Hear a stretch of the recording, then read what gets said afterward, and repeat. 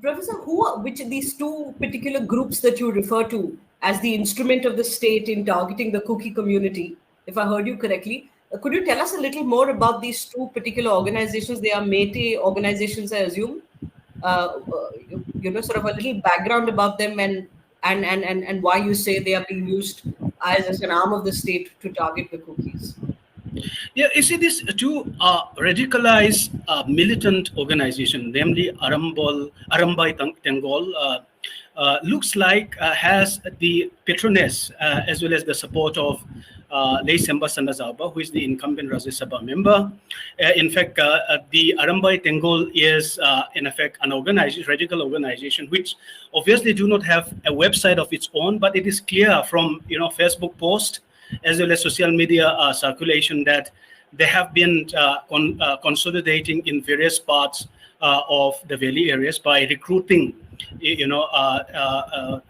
supporters who are trained in martial arts as well as in the use of spear as well as the arrow, the insignia that the Tengol in effect encapsulates in that sense. So this arm organization, for example, has been very proactive in the recent wave of Tsingkaba, that is hills climbing along with the Meitei Lipun. And Meitei Lipun is another very radicalized indigenous religious identity groups, which in effect had been mobilizing across the length and breadth of Manipur. If you look at the self-styled leader, Pramod Singh post, since around February, in fact, I have a clip of around 95 very highly incendiary posts that he posted in Facebook, and the most distinct of which is his post on 28th April, which is yet to be taken down, where he openly incited his followers to make enemy of our enemies, right? And to dry up the waters, cut down the hills,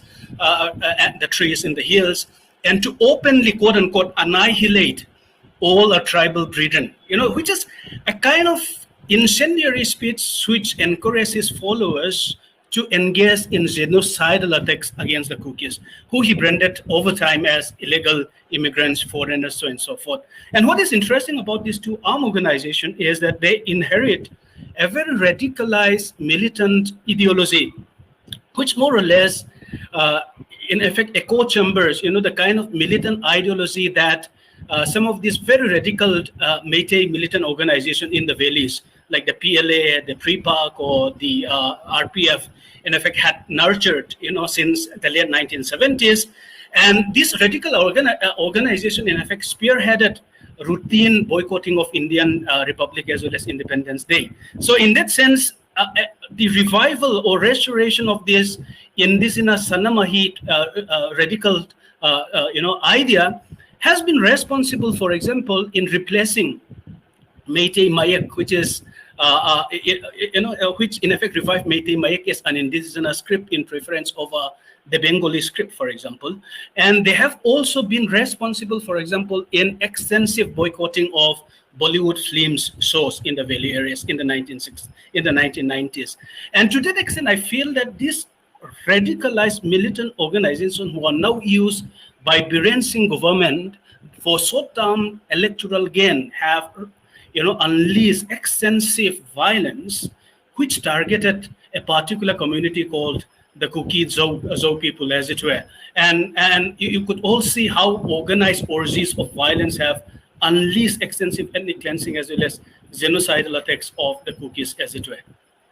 Okay, and you're saying these two organizations continue to enjoy, at least the leaders continue to enjoy patronage by the Biren Singh administration.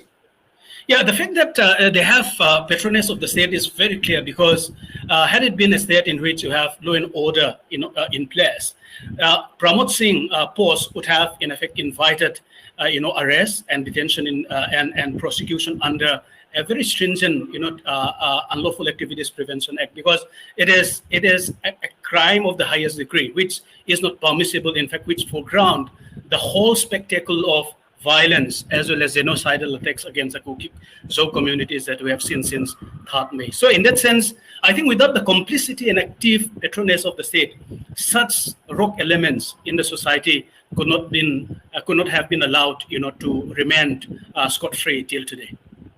Okay. CM Biren and Lok Sabha MP Manipur Sanajaba were the head of this organization. These are the evidence photo. Please like, share and subscribe for more videos. Thank you.